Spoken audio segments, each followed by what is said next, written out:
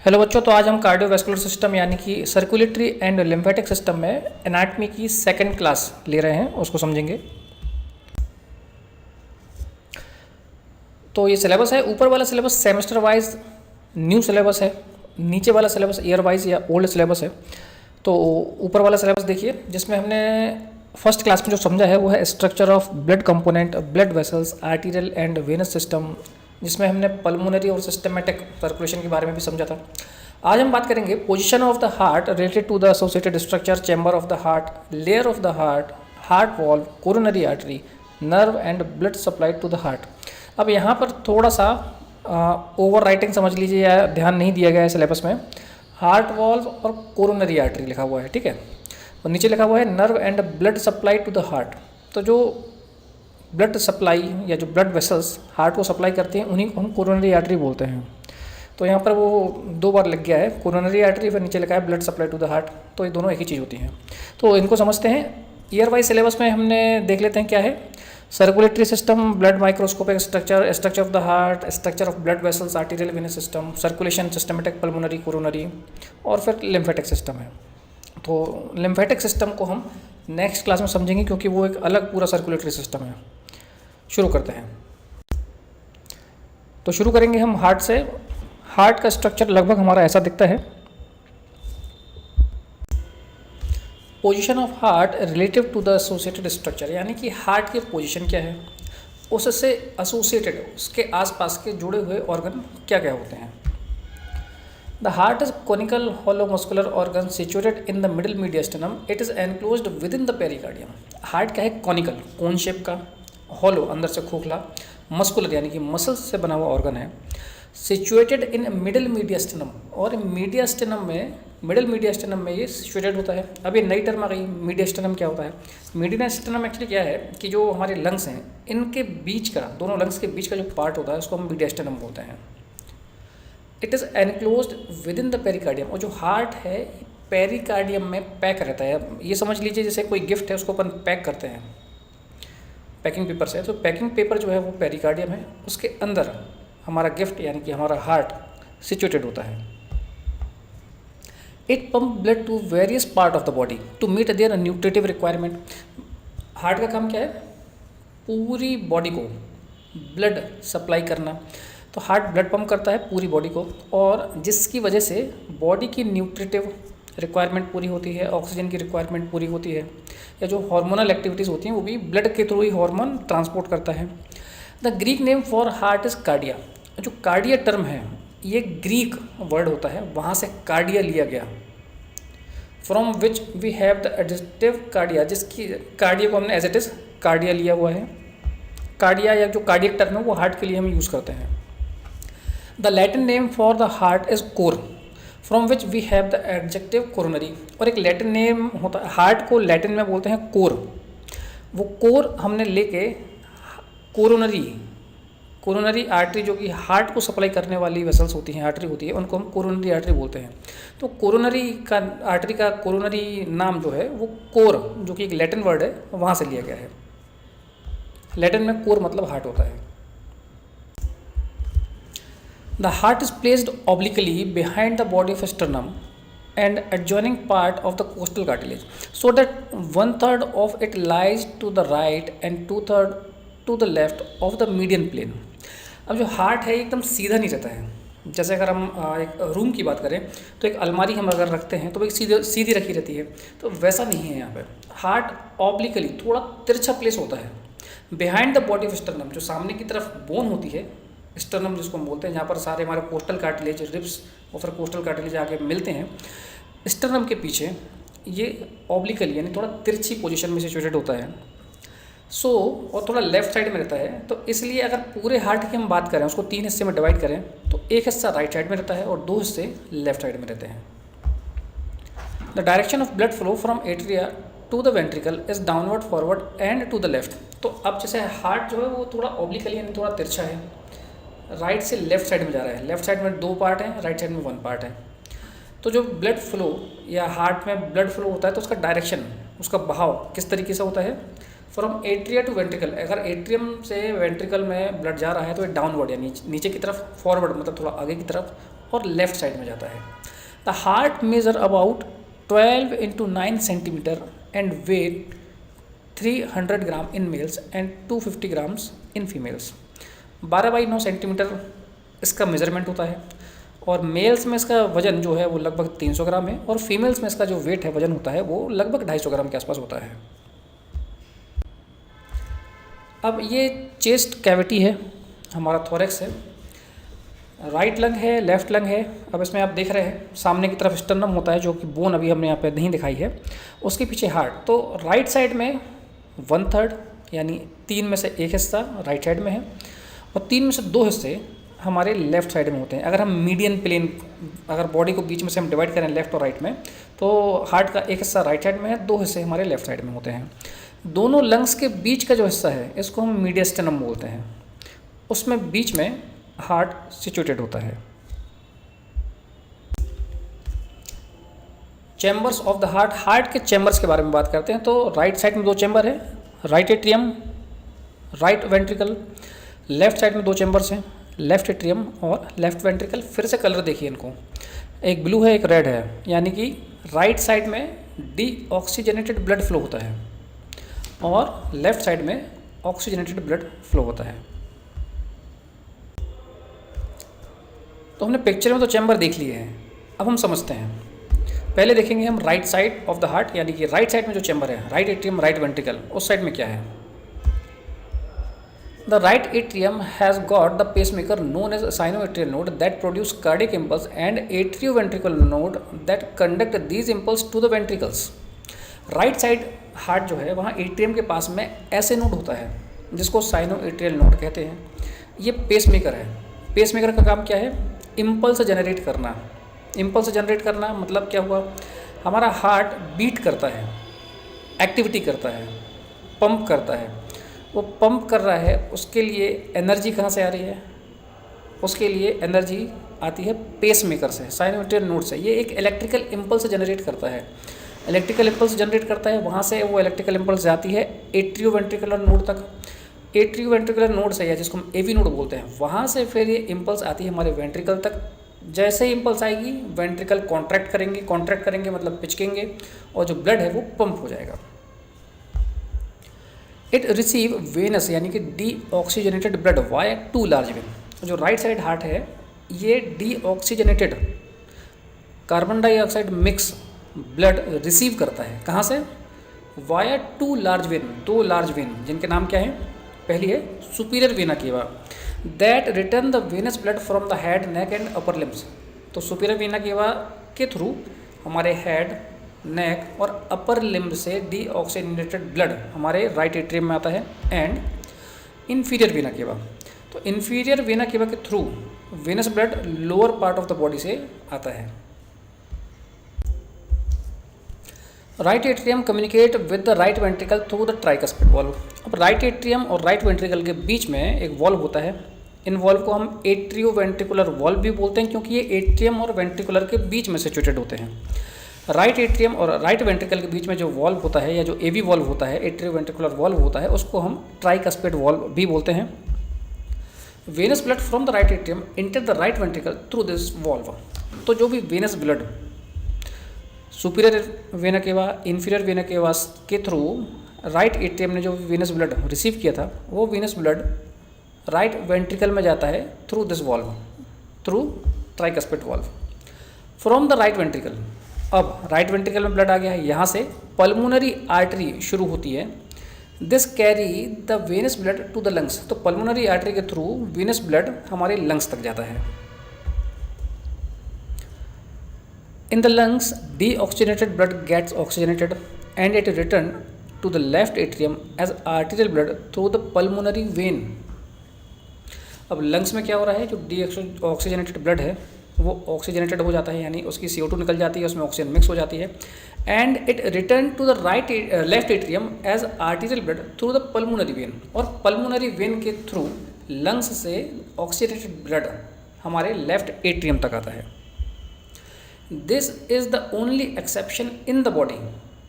अब ये पूरे शरीर में एक अपवाद है, एक्सेप्शन है। क्या अपवाद है, where artery carry venous blood and vein carry arterial blood.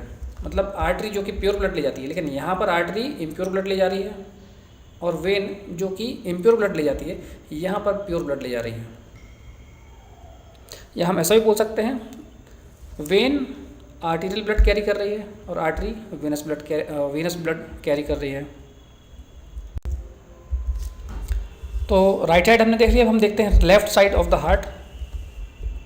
Left atrium communicate with the left ventricle through the mitral valve और बाइकस्पिड वॉल्व। तो लेफ्ट एट्रियम लेफ्ट वेंट्रिकल के बीच में एक वॉल्व है या एट्री वेंट्रिकुलर वॉल्व है, जिसको हम माइट्रल वॉल्व या बाइकस्पिड वॉल्व भी बोलते हैं। Left atrium empty the arterial blood into the left ventricle through this valve. तो इस वॉल्व के थ्रू लेफ्ट एट्रियम से आर्टीरियल ब्लड या ऑक्सीजनेटेड ब्लड लेफ्ट एट्रियम से लेफ्ट वेंट्रिकल तक आता है। Left ventricle pump the arterial blood to the different part of the body through the systematic aorta. और लेफ्ट वेंट्रिकल से aorta के through पूरी बॉडी को आर्टीरियल ब्लड सप्लाई हो जाता है या ऑक्सीजनेटेड ब्लड सप्लाई हो जाता है। अब हम हार्ट की लेयर्स के बारे में देखेंगे, तो पहले डायग्राम के थ्रू समझ लेते हैं। सबसे ऊपर जो है एपिकार्डियम या जिसको हम पेरिकार्डियम भी बोलते हैं। बीच में जो मस्कुलर लेयर है उसको हम बोलते हैं मायोकार्डियम। मायो जो टर्म है वो मसल के लिए यूज होती है। और सबसे अंदर एंडोकार्डियम जो कि थिन इनर लेयर है। फिर से देख लीजिए, सबसे ऊपर एपिकार्डियम या पेरिकार्डियम जो कि आउटर लेयर है, प्रोटेक्टिव लेयर है। मिडिल में मायोकार्डियम जो कि मस्कुलर लेयर है, और सबसे अंदर एंडोकार्डियम जो कि थिन पतली सी लेयर होती है। तो layer of wall of the heart, heart की लेयर्स के बारे में समझते हैं अब। Heart is made up of 3 layer of tissue. 3 प्रकार की लेयर्स से हार्ट बनता है। आउटर पेरिकार्डियम, बाहर की जो है पेरिकार्डियम है, मिडिल में मायोकार्डियम है, और इनर लेयर एंडोकार्डियम। अब एक एक करके इन तीनों लेयर को समझ लेते हैं। तो पहले है पेरिकार्डियम यानी आउटर लेयर, जिसको हम एपिकार्डियम के नाम से भी जानते हैं। Pericardium is the outer covering of the heart. Pericardium क्या है? हार्ट की outer covering. It is made up of 2 layer, namely outer fibrous layer and inner serous layer. अब जो पेरिकार्डियम है फिर ये 2 लेयर से मिलकर बनती है। जो बाहर की साइड लेयर होती है उसको हम बोलते हैं फाइब्रस लेयर। इनर साइड की जो लेयर है वो सीरस लेयर कहलाती है। The outer fibrous layer is attached with the diaphragm below. और जो बाहर वाली लेयर होती है पेरिकार्डियम की, ये नीचे, अब जैसे हमने हार्ट का स्ट्रक्चर देखा था, तो नीचे डायफ्राम होता है जो कि थोरैक्स और एब्डोमेन को अलग अलग करता है। फाइब्रस लेयर डायफ्राम से अटैच होती है because of the fibrous nature. क्योंकि फाइब्रस नेचर की है तो इसलिए ये हार्ट को ओवर स्ट्रेचिंग नहीं करने देती है और उसको प्रोटेक्ट करके रखती है। The inner serous layer is a membranous sheet and it is made up of 2 layers, namely the outer parietal pericardium and the inner visceral pericardium। अब जो इनर लेयर है पेरिकार्डियम की, सीरस लेयर, वो फिर से 2 लेयर से मिलकर बनी होती है। उन 2 लेयर्स के नाम क्या क्या है? पैराइटल पेरिकार्डियम जो बाहर की तरफ है, and inner visceral pericardium. In between the parietal and visceral pericardium there is a thin space called pericardial space. It is a lined by fluid that is secreted from the epithelial cells। अब ये जो inner serous layer है जो 2 layer से मिलकर बनती है, जिसमें जिनके नाम क्या क्या हैं? पैराइटल पेरिकार्डियम और इनर विसरल पेरिकार्डियम। इन दोनों लेयर के बीच में हल्का सा पतला सा एक स्पेस होता है जिसको हम बोलते हैं पेरिकार्डियल स्पेस, जैसा हमने लंग्स में देखा था। ठीक वैसे ही पेरिकार्डियल स्पेस है और इस स्पेस में एक फ्लूइड फ्लो होता है। The fluid allow the smooth movement of heart when it contract and relax. तो जो फ्लूइड हेल्प करता है हार्ट के कॉन्ट्रैक्शन और रिलैक्सेशन में, क्योंकि जब कॉन्ट्रैक्शन होता है, रिलैक्सेशन होता है, तो हार्ट मूव करता है और जो मूवमेंट है उसमें ये फ्लूइड हेल्प करता है। In healthy condition, the 2 layer of serous membrane separated by the thin film of fluid। और जब हेल्दी कंडीशन है या हेल्दी हार्ट की कंडीशन है, उस कंडीशन में ये जो दोनों लेयर होती हैं इनके बीच में फ्लूइड होता है और ये आपस में चिपकी हुई नहीं होती हैं। नेक्स्ट है myocardium. This is the middle layer of the wall of the heart. Heart की 3 लेयर्स में से मिडिल लेयर है मायोकार्डियम जो कि मसल्स से मिलकर बनती है। Myocardium is constituted by 3 type of cardiac muscle fibre. अब जो हार्ट है वो स्पेसिफिक मसल फाइबर से बनता है जिसको हम कार्डियक मसल फाइबर बोलते हैं। अब अगेन मायोकार्डियम में 3 अलग अलग प्रकार के मसल फाइबर्स होते हैं जिनके अलग अलग काम होते हैं। क्या क्या है? पहला क्या है? Muscle fibre forming the contractile unit of the heart. Muscle fibre जो कि हार्ट की कॉन्ट्रैक्टाइल यूनिट बनाते हैं, यानी कि जो कॉन्ट्रैक्शन होता है वेंट्रिकल्स में वो। The muscle fibre forming pacemaker which initiate the impulse for contraction. ऐसे मसल फाइबर जो कि पेस मेकर बना रहे हैं, जहाँ से कार्डिक इम्पल्स जनरेट हो रही है, उत्पन्न हो रही है। तीसरा है the muscle fibre forming the conductive system through which the impulses are conducted. Muscle fibre जो कि कंडक्शन सिस्टम बना रहे हैं, यानी कि जहाँ से इम्पल्स जनरेट हो रही है, एक वो हो गया। दूसरा जो इम्पल्स को कंडक्ट करने का काम कर रहा है, जहाँ से जनरेशन हो रहा है, उत्पन्न हो रही है इम्पल्स, वो हार्ट में फ्लो हो रही है, तो कंडक्शन सिस्टम। और मसल्स जो कि कॉन्ट्रैक्ट होती है। तो 3 अलग अलग टाइप के मसल फाइबर्स होते हैं यहाँ पर।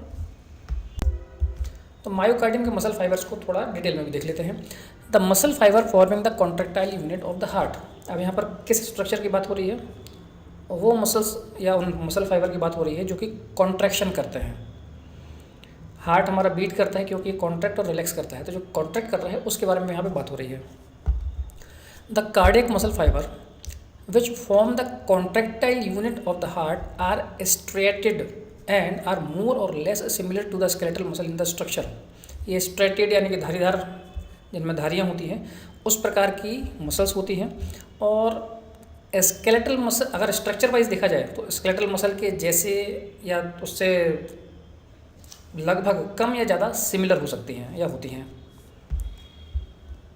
But unlike the skeletal muscle fibre the cardiac muscle fibre are involuntary. लेकिन जो स्केलेटल मसल होती हैं वो वॉलेंट्री होती हैं, ऐच्छिक होती हैं, लेकिन कार्डियक मसल फाइबर इनवॉलेंट्री होते हैं। साथ ही साथ आप देखेंगे एक टर्म होती है जिसको हम बोलते हैं फटीग। फटीग मतलब थकना, थकावट। स्केलेटल मसल ईजिली फटीग हो जाती है, जल्दी थक जाती है। जैसे कि आपको अभी बोलूँ कि मैं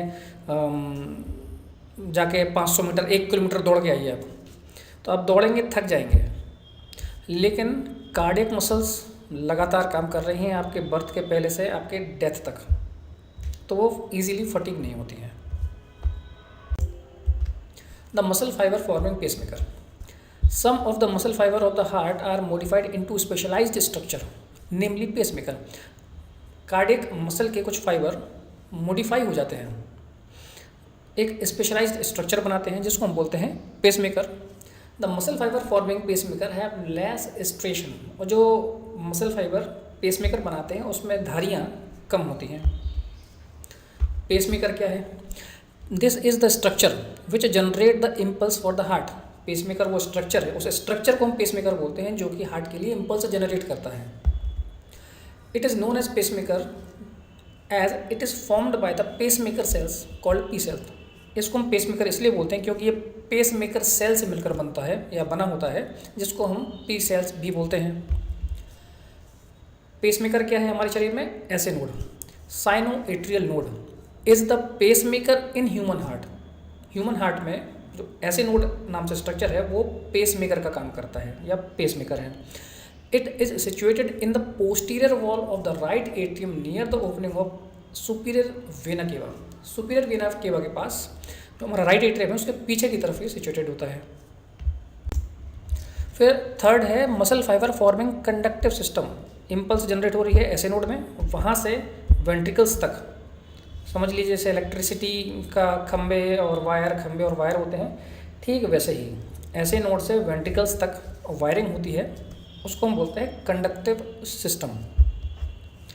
the conductive system of the heart is formed by the modified cardiac muscle fibre. जो कंडक्टिव सिस्टम है हमारे हार्ट का, कार्डियक कुछ मॉडिफाइड कार्डियक मसल्स होती हैं उनसे मिलकर बनता है।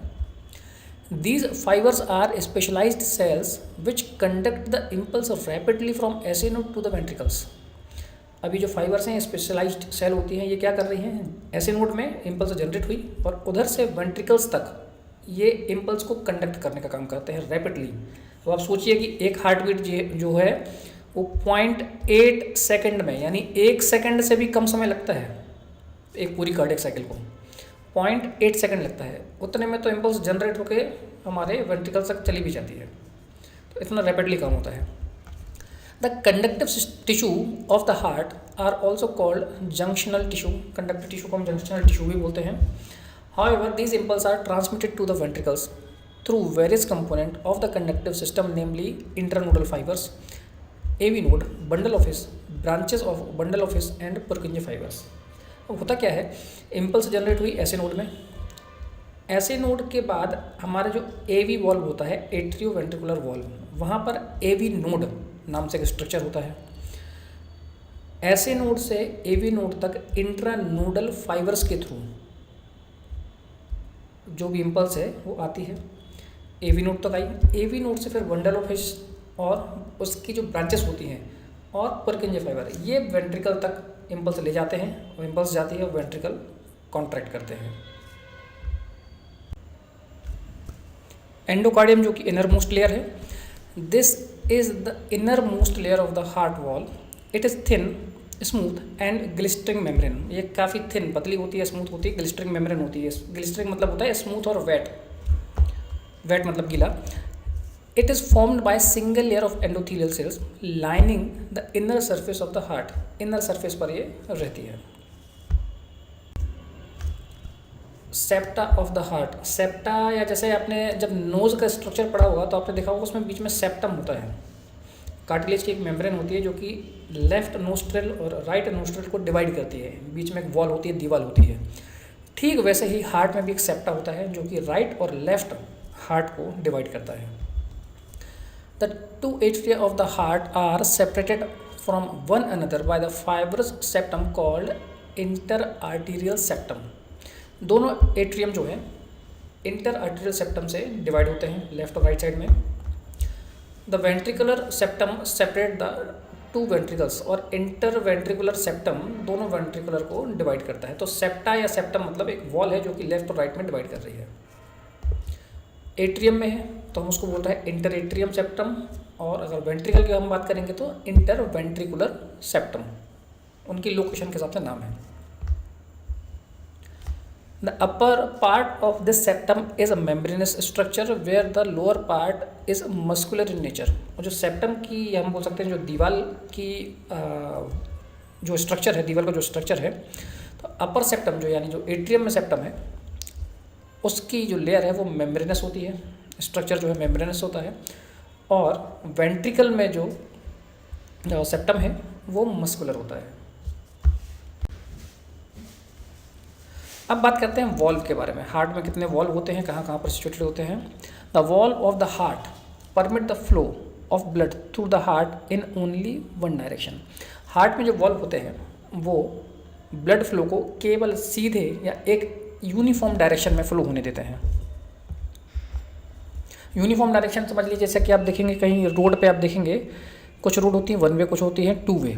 वन वे मतलब सिर्फ जा सकते हैं और टू वे मतलब जा भी सकते हैं और आ भी सकते हैं उसी रोड से, लेकिन यहाँ पर वन वे काम हो रहा है, यानी सिर्फ एक ही साइड से फ्लो होगा blood. There are 4 valve in the human heart. Heart में 4 प्रकार के वॉल्व होते हैं। 2 of the valve are in between the atria and ventricles called atrio ventricular valve. 2 valve हमारे एट्रियम और वेंट्रिकुलर के बीच में होते हैं जिनको हम बोलते हैं atrio ventricular valve. The other 2 are semi lunar valve, और जो दूसरे वॉल्व होते हैं 2 हो गए हमारे एट्रियो वेंट्रिकुलर, और जो 2 वॉल्व हैं वो हैं सेमी ल्यूनर वॉल्व, जो कि opening of the blood vessels arising from the ventricles, systematic aorta and pulmonary artery, जो कि वेंट्रिकल से जो भी ओपनिंग्स हैं, एक सिस्टेमेटिक एरोटा और दूसरी पल्मोनरी आर्टरी, वहाँ पर सिचुएटेड होते हैं। सेमी ल्यूनर वॉल्व इसलिए कि ल्यूनर मतलब यहाँ पे चंद्रमा के बारे में बात हो रही है, जो लूनर टर्म है वो चंद्रमा के लिए होती है। सेमी मतलब होता है आधा, तो अर्ध चंद्राकार के शेप के होते हैं, इसलिए इनको सेमी ल्यूनर वॉल्व कहा जाता है। अब थोड़ा डिटेल में देख लेते हैं। एट्रियो वेंट्रिकुलर वॉल्व समझेंगे पहले। The left atrio ventricular valve is otherwise known as mitral valve और bicuspid valve. It is formed by 2 valvular cusp और flap। जो लेफ्ट साइड का एट्रियो वेंट्रिकुलर वॉल्व है उसका सिनोनिम, उसका पर्यायवाची नेम या उसका एक दूसरा नाम माइट्रल वॉल्व है या बाइकस्पिड वॉल्व भी है। ये 2 कस्प से मिलकर बनता है। अब यहाँ पे बाइकस्पिड देखिए, BI बाई मतलब होता है 2 यानी 2, तो 2 कस्प यहाँ पे होते हैं, इसलिए इसको हम बाइकस्पिड वॉल्व बोलते हैं। The right atrio ventricular valve is known as a tricuspid valve and it is found by three cusp. जो राइट साइड में है उसको हम ट्राइकस्पिड बोलते हैं, ट्राई मतलब तीन, तो tricuspid valve. The papillary muscle play an important role in the closure of the cusp and preventing the back flow of the blood from ventricle to atria during ventricular contraction. अब ये atrio ventricular valve है, यानी atrium से ventricular नीचे की तरफ blood flow होता है। एट्रियम और वेंट्रिकुलर के बीच में सिचुएटेड होते हैं। एट्रियम से ब्लड गया कहाँ पर? वेंट्रिकल में। अब ये वॉल्व क्लोज हो जाएंगे, बंद हो जाएंगे, और फिर क्या होगा? वेंट्रिकल में कॉन्ट्रैक्शन होगा। कॉन्ट्रैक्शन होगा तो राइट साइड के वेंट्रिकल का ब्लड लंग्स में जाता है, लेफ्ट साइड के वेंट्रिकल का ब्लड पूरी बॉडी में जाता है। ये पेपिलरी मसल जो होती है एट्रियो वेंट्रिकुलर वॉल्व के पास, ये कस्प को क्लोज करने में बहुत इंपॉर्टेंट रोल प्ले करती हैं। क्योंकि आप सोचिए कि अगर वेंट्रिकुलर कॉन्ट्रैक्शन हुआ तो यानी काफ़ी पावर जनरेट हो रहा है वहाँ पे, इतना पावर से वो कॉन्ट्रैक्शन होता है कि पूरी बॉडी में ब्लड सप्लाई हो जाता है या हमारे लंग्स में ब्लड चला जाता है। तो ये बैक फ्लो भी तो हो सकता है, वापस एट्री में भी जा सकता है। लेकिन पेपिलरी मसल जो कि एक इंपॉर्टेंट रोल प्ले करती हैं इन कस्प को या एट्री वेंट्रिकुलर वॉल्व को क्लोज करने में, ताकि ब्लड बैक फ्लो ना हो, यानी कि वेंट्रिकल से वापस एट्रियम में ना आए ड्यूरिंग वेंट्रिकुलर कॉन्ट्रैक्शन। ये देखिए लेफ्ट साइड में देखिए डायस्टोल, यानी जब डायस्टोल मतलब होता है रिलैक्सेशन। ऊपर एट्रियम है और एट्रियम से नीचे आप देखेंगे वेंट्रिकल है, जहाँ पर ट्राइकस्पिड वॉल्व है राइट साइड में और बाइकस्पिड यानी कि माइट्रल वॉल्व है लेफ्ट साइड में। ये डायस्टोल वाली कंडीशन हो गई कि एट्री वेंट्रिकुलर वॉल्व खुलेंगे, ऊपर से ब्लड नीचे आएगा, एट्रियम से ब्लड वेंट्रिकल में आएगा। अब देखिए राइट साइड में सिस्टोल। सिस्टोल मतलब होता है कॉन्ट्रैक्शन वाला फेज। सिस्टोल हुआ, वेंट्रिकल में कॉन्ट्रैक्शन हुआ। वेंट्रिकल में कॉन्ट्रैक्शन हुआ उस टाइम पे देखिए जो हमारे एट्रियो वेंट्रिकुलर वॉल्व है, ट्राइकस्पिड बाइकस्पिड वॉल्व है, ये क्लोज है। और पल्मोनरी वॉल्व और एरोटिक वॉल्व, ये जो हमारे सेमी ल्यूनर वॉल्व हैं, इनको हम पल्मोनरी वॉल्व और एरोटिक वॉल्व बोलते हैं। पल्मोनरी वॉल्व इसलिए क्योंकि ये लंग्स में जा रहा है। पल्मोन जो टर्म यूज़ होती है वो लंग्स के लिए यूज़ होती है, इसलिए उनके नाम पर पल्मोनरी वॉल्व है। और एरोटिक वॉल्व क्योंकि यहाँ से एरोटा में ब्लड जाता है, पूरी बॉडी को सप्लाई होता है। तो जब वेंट्रिकुलर कॉन्ट्रैक्शन होता है तो ये पल्मोनरी वॉल्व और एरोटिक वॉल्व ओपन होते हैं और ब्लड लंग्स में और हमारी पूरी बॉडी में चला जाता है। थोड़ा फिर से ध्यान से देख लीजिए इसको, थोड़ा टाइम दे देता हूँ ताकि आप आगे वाला जो हमारा सेमी ल्यूनर वॉल्व है उसको भी आप अच्छे से समझ पाएँ। फिर से बता देता हूँ। पहले डायस्टोल मतलब रिलैक्सेशन वाला फेज होता है, जब हार्ट हमारा रिलैक्स करता है। हार्ट जब रिलैक्स करता है तो एट्रियम से ब्लड वेंट्रिकल्स में आता है, तब एट्रियो वेंट्रिकुलर वॉल्व ओपन होते हैं। ये कंडीशन डायस्टोल की हो गई। राइट साइड में देखिए सिस्टोल, जब वेंट्रिकल ने कॉन्ट्रैक्शन किया तब हमारे एट्रियो वेंट्रिकुलर वॉल्व क्लोज हैं, लेकिन सेमी ल्यूनर वॉल्व ओपन है और दोनों वेंट्रिकल्स का ब्लड पंप होकर ऊपर चला जाता है। यही जब आप ब्लड प्रेशर लेते हैं ना, तो उसमें डायस्टोलिक और सिस्टोलिक ब्लड प्रेशर लेते हैं। सिस्टोलिक मतलब ऊपर वाला कितना आ रहा है 120, डायस्टोलिक कितना है 80। ये कॉन्ट्रैक्शन और रिलैक्सेशन के ऊपर डिपेंड करता है। अब बात करते हैं सेमी ल्यूनर वॉल्व के बारे में। The semi lunar valve are present in the opening of systematic aorta and pulmonary artery and are known as aortic valve and pulmonary valve respectively. जो सेमी ल्यूनर वॉल्व है, जिनको हमने अभी diagram में भी देखा, ये सिस्टेमेटिक एरोटा की ओपनिंग पे और पल्मोनरी आर्टरी की ओपनिंग पर सिचुएटेड होते हैं और उन वेसल के नाम पे ही इन वॉल्व के नाम भी हैं। पल्मोनरी आर्टरी जहाँ पे शुरू हो रही है वहाँ पे जो वॉल्व है उसको हमने बोल दिया है पल्मोनरी वॉल्व। एरोटा जहाँ पे स्टार्ट हो रही है, शुरू हो रही है, वहाँ पे जो वॉल्व है उसको हमने बोल दिया है aortic valve. Because of the half moon shape, अर्धचंद्राकार इनका शेप होता है, that's why these two valve are called semi lunar valve. Semi मतलब हाफ, ल्यूनर जो टर्म है वो यूज होती है चंद्रमा के लिए, चांद के लिए, मून के लिए। Both the semi lunar valve are similar in structure and each one has 3 flap. ये दोनों सेमी ल्यूनर वॉल्व लगभग स्ट्रक्चर में एक जैसे ही होते हैं and each one has 3 flap, और दोनों में 3-3 फ्लैप होते हैं। जैसा कि अभी एट्रियो वेंट्रिकुलर वॉल्व में हमने देखा था, लेफ्ट साइड में 2 थे, राइट साइड में 3 फ्लैप थे, यहाँ पर दोनों में 3-3 फ्लैप हैं। These valves open toward the aorta and pulmonary artery and prevent the backflow of the blood into the ventricles। और ये जो वॉल्व है ये ओपन होते हैं एरोटा में और पल्मोनरी आर्टरी में और बैक फ्लो को रोकने का काम करते हैं कि जो ब्लड है वो वापस वेंट्रिकल में ना आए। अब देखते हैं कोरोनरी ब्लड वेसल्स या ब्लड वेसल्स जो कि हार्ट की ब्लड वेसल है या जो हार्ट को ब्लड सप्लाई करती है। अब क्योंकि हार्ट पूरी बॉडी को ब्लड सप्लाई करता है, हार्ट को भी ब्लड सप्लाई की ज़रूरत पड़ती है ब्लड सप्लाई करने के लिए, यानी उसको भी तो एनर्जी की, उसको भी तो ऑक्सीजन की रिक्वायरमेंट है। तो एरोटा में सबसे पहले दो ब्रांचेस निकलती हैं जिनको हम बोलते हैं राइट कोरोनरी आर्टरी और लेफ्ट कोरोनरी आर्टरी, जो कि हार्ट मसल्स को ब्लड सप्लाई करती हैं। Coronary blood vessel, the blood supply to the heart muscle is by two coronary artery, the right and left coronary artery which are first branches of aorta. Heart की muscles को दो coronary artery blood supply करती हैं जिनके नाम है right and left coronary artery, और aorta की सबसे पहली ब्रांच होती है, यानी कि सबसे पहले वही आर्टरी जनरेट होती है एरोटा से। The left coronary artery supply the mainly the anterior and lateral part of the left ventricle. जो लेफ्ट कोरोनरी आर्टरी है वो एंटीरियर और लेटरल पार्ट लेफ्ट वेंट्रिकल का जो है उसको सप्लाई करती है। The right coronary artery supply the whole right ventricle and posterior portion of the left ventricle. There are mainly variation in the anatomy of coronary artery. अब जो coronary artery की anatomy है इसमें काफ़ी अलग अलग कुछ वेरिएशन होते हैं, यानी अलग अलग स्ट्रक्चर की होती हैं। 50 to 60% ह्यूमन बींग, 50 से 60% जो इंसान है उनमें राइट कोरोनरी आर्टरी बड़ी होती है लेफ्ट कोरोनरी आर्टरी से। The right coronary artery is larger and supply more blood to the heart than left coronary artery. 50 से 60% लोगों में 15 से 15 to 20% of humans the left coronary artery is larger. और 15 से 20% जो लोग होते हैं उनमें लेफ्ट कोरोनरी आर्टरी बड़ी होती है। इन 20 to 30% of the person both artery supply almost equal amount of the blood. और 20 से 30% लोगों में दोनों आर्टरी लगभग बराबर ब्लड सप्लाई करती हैं हार्ट में।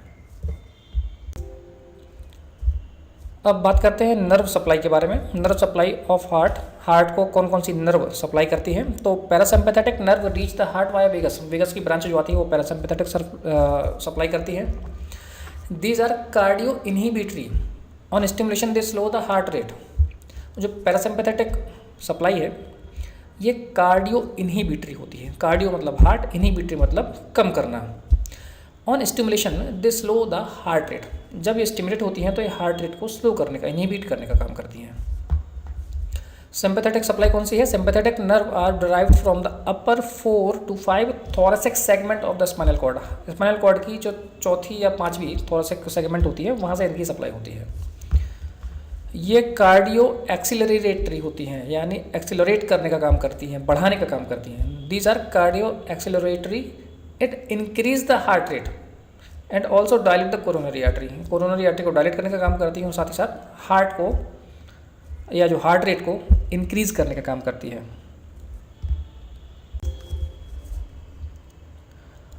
तो ऊपर वाला सिलेबस देख लेते हैं, सेमेस्टर वाइज सिलेबस जो है इसमें हमने nerve supply and blood supply to the heart यहाँ तक कंप्लीट कर लिया है। बचा है लिम्फेटिक टिश्यू या जो लिम्फेटिक सिस्टम होता है।